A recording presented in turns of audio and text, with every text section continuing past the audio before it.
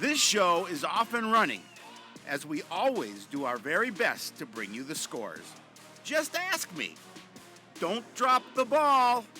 Sportsnight is next. Hello, everyone, and welcome to Sportsnight. I'm Joe Young. And I'm Howie Shapiro. I'm glad somebody's foot wasn't underneath, but where his ball was when he dropped the bowling ball. That would have not been fun. Hey, he was just imitating me, I think. That's always been my approach. You always drop the ball? Yeah. Every time. We've got quite a bit to get to. One team wrapping up their postseason earlier today. We have those results for you, but we start with the football team. The Cardinals wrap up their regular season on Thursday this week at 1 o'clock in the afternoon when they host Farmington. And their offense has shown some signs of life in these last two games.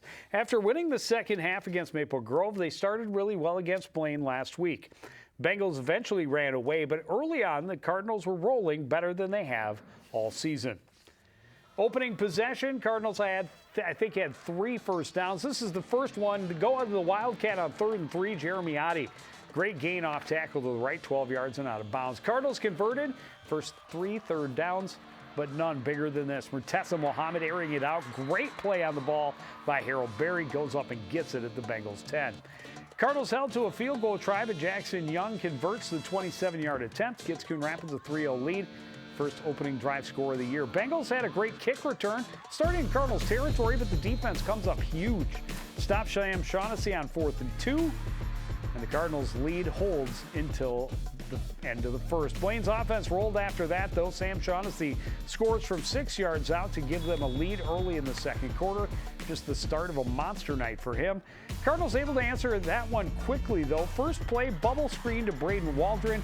He finds the sideline, races from the Cardinal 35 to the Bengal 35. Very next play, Muhammad drops back, throws left. Gavin Sayeda makes a catch, breaks a couple of tackles, and takes it all the way to the end zone. 2 plays, 65 yards. Cardinals back in front 9-7. Unfortunately, it was all Bengals after that. They scored 5 times in the second quarter. Shaughnessy did most of the heavy lifting. Second TD put Blaine in front for good. Zach Larson added to the lead with a 3-yard score. That put Blaine on top 20-9. Bengals racked up over 300 rushing yards in the game. Shaughnessy accounted for 212 of those yards. He ran to the end zone 4 times. He also threw 2 touchdowns. Bengals score 48 unanswered points on their way to a 55-9 win.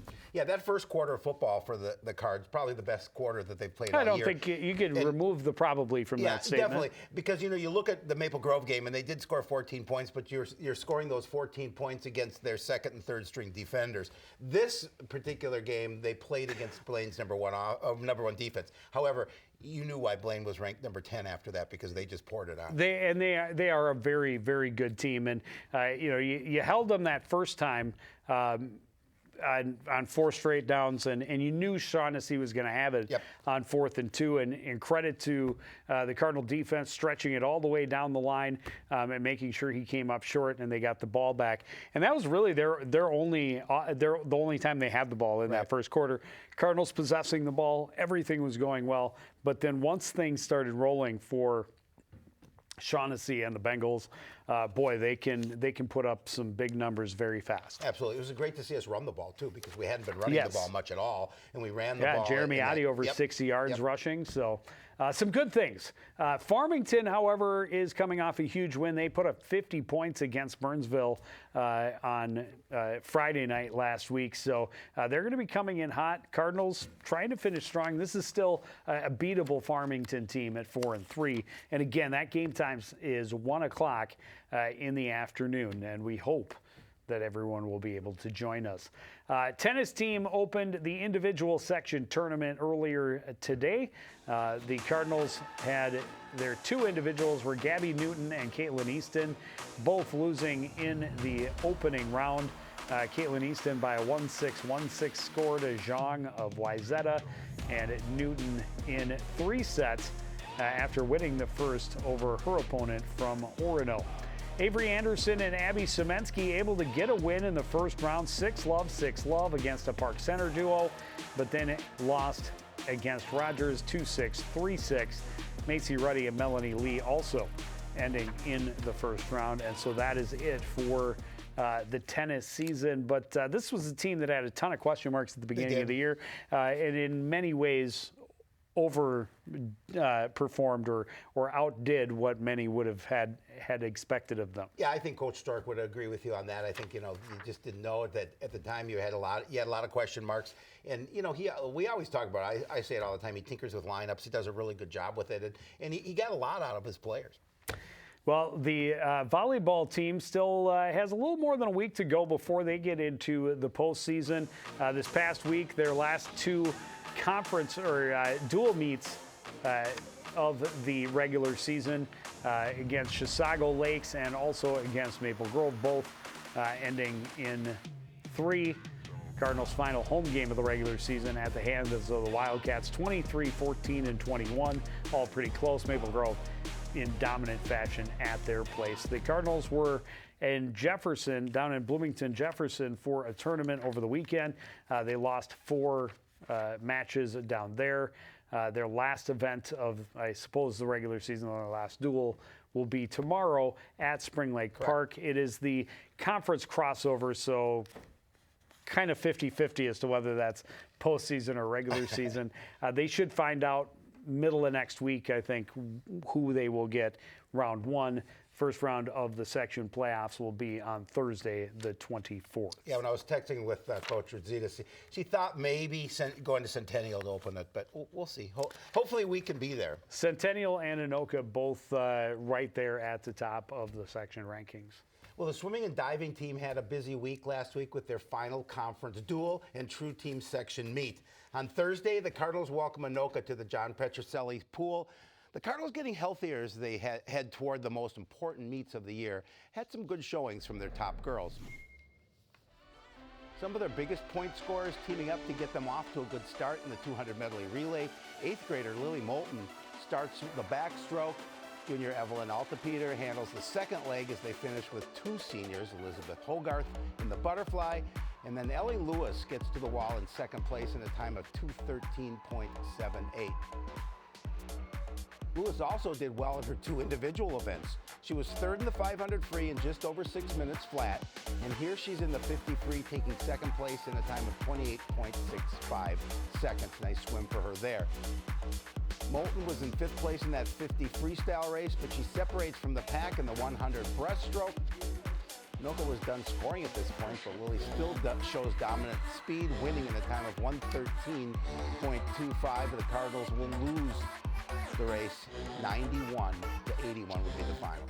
Yeah, a couple other notes in that meet. Delilah Smith-Jeanette posted a 188.10, so close to her all-time best. That was second place, and Emily Lovin was third place in the 100 butterfly. On Saturday, Cardinals hosting the Section 7 2A True Team meet. And again, some solid swims.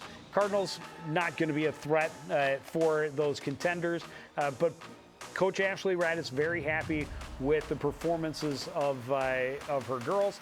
Ellie Lewis did finish 7th place in the 500 freestyle. That's going to be the best finish of the event for the Cardinals. Delilah Smith-Jeanette with a 9th place finish in diving. Lily Moulton's time in the 100 backstroke of 1 minute 12.16 seconds is actually 7th all time for middle school swimmers in the Coon Rapids program. A couple of relay teams that finished in 12th place, and there you see Altapeter was 18th in the 100 breaststroke. Davis was 20th in that same race, and Emily Lovin finished 21st in the 100 butterfly. Upcoming for the Cardinals on Tuesday, they will go to Park Center. Osseo will be there as well. That's the Northwest Suburban Tournament meet. And then they have a couple of weeks off to get ready for sections. Sections will be on November the 7th. Cross-country teams started their postseason push with last week's Northwest Suburban Conference Championships. Cardinals didn't have the team finishes they were hoping for, but as individuals, they had an outstanding day. The results showed improvement across the board, and both boys and girls teams saw their leaders finish with top 10 times in school history. Lady Cardinals on the starting line first at Elk River Golf Course. They've been a young and undersized team all season, but what they lack in experience and depth, they make up for in effort and grit. Ruby Demmer continues to impress in her sophomore season. She finishes 7th in 1943.0. That's third best in school history. Lily McKenzie is next to the stripe. She's the only senior racing for the Cardinals. Takes 62nd. Emily Bournes all alone as she gets to the finish line in 23:48.6. 7th grader Mackenzie Ryland finishes in a little under 24 minutes. And sophomore Emmy Fuller is the 5th Cardinal finisher, taking 82nd. As a team, they were 11th out of 13. Cardinals able to do a little better on the boys' side against a very talented Northwest Suburban field. What a year it has been for Lachlan Demmer. A couple of wins already in his back pocket. He starts fast in the conference meet. You can see the kind of lead he had on the pack. But Anoka's Aaron Peterson made a late move and takes the lead, creating an all-out sprint to the finish. Demmer misses the top spot by less than a half second. His time of 16:06.4 is 7th in school history. Owen James also earning all conference honors with a 23rd place finish. Junior Josh Hyatt is in next, taking 45th. Chell Norquist is 10 seconds and 5 seconds back in 50th place. And then Marco Velasquez is the 5th finisher, crossing in 53rd. Cardinals are 7th out of the 14 teams in the section. But what a race for both Demmers, but certainly for Lachlan. You saw the lead he had at the midway point, but just unable to get that last push, and he finishes, I think it was 0.3 seconds. That's a tough one to lose. But I mean, hats off to both Demmers. Obviously, they've had a good year, but Lachlan just missing that top spot. Well, and he's primed. He's in a great place. Yep. The bigger race for everyone is what happens next Thursday. That's the Section 7 3A Championship. The state meet is on Saturday, November the 2nd. This week they just have one little tune-up. I think it's the JK 5K. But something else that not a lot of pressure. Just make sure you get out there and get your miles in, and you'll be race ready for next Thursday. They definitely will be ready. Lachlan, with the way he's been running, I think has a very, very good chance of returning to state. Definitely pulling for him. Well, the boys' soccer team came a long way this season. Unfortunately, not quite far enough to get past the first round of the playoffs. The Cardinals, they went into the quarterfinal round feeling pretty good. They were facing an Andover team that played to a 1-all draw early in the season. And if they could get their offense going, they had a chance to score a playoff win for the first time since 2021.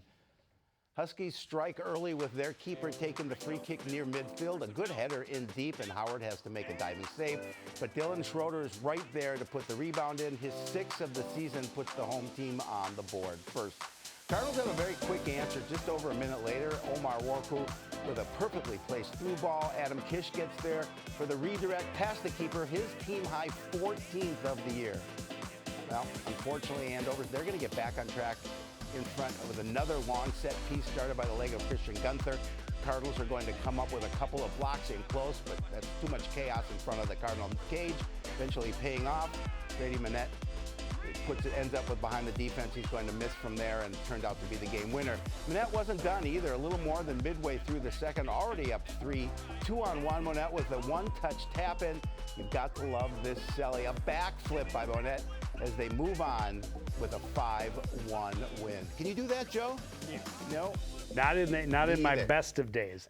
But yeah, they give them, 14 goals from Adam Kish. They had 8 as a team each of the last 2 seasons. Yep. And, he's been great as a sophomore, but they've got other guys that are getting the job done. I'm very excited about the way this season went. I certainly exceeded my expectations. Absolutely. I think they were a little disappointed, though. I think they felt that they could have a few more wins than they ended up with. And I think too, they wanted to give Andover a little bit better match in the playoffs. But it is what it is, and they did accomplish quite a bit. Here is what has happened since Andover. Another win over Duluth East. That one by a 2-0 shutout. Duluth East with the upset in round number 1. But it's the top 2 seeds in the championship. Blaine put up 12 against Cambridge Isani in the quarterfinals and then slipped past Centennial with a 3-2 win. And those games later this week. And Blaine hosting as the top seed. Yes. Girls team also ending their playoff run in the first round. They were the number 8 seed, traveled up to Duluth East, and they lost 8-1. Sophia Backery had the lone goal for the Cardinals. But remember, we talked about it last week. I don't remember if it was 7 or 9 games they had gone without giving up a goal. So for the Cardinals to score, that's something. Absolutely. The last 7 or 8, 9 teams they had faced hadn't been able to do that. So that's something to hang your hat on. Absolutely. The next team to face them, the Blaine Bengals, did not score a goal. Blaine had won in a 4-0 win over Anoka, but lost 2-0. Duluth East is hosting Centennial, so top 2 seeds over there getting in as well. Should be a lot of fun action there, for sure. So the amount of Cardinal sports is dwindling here in the fall season, but very excited for what we have coming up. Farmington Tigers coming to town, an afternoon tilt at the Cardinals Stadium, 1 o'clock on Thursday afternoon. And then after that, it's all volleyball and football playoff action. We'll know more about where the Cardinals are headed next week on Sports Night, but that's going to do it for this edition. Want to thank everybody out there for joining us and continuing to support everything we do here at CTN. For the entire crew, including Howie Shapiro, I'm Joe Young, saying good night.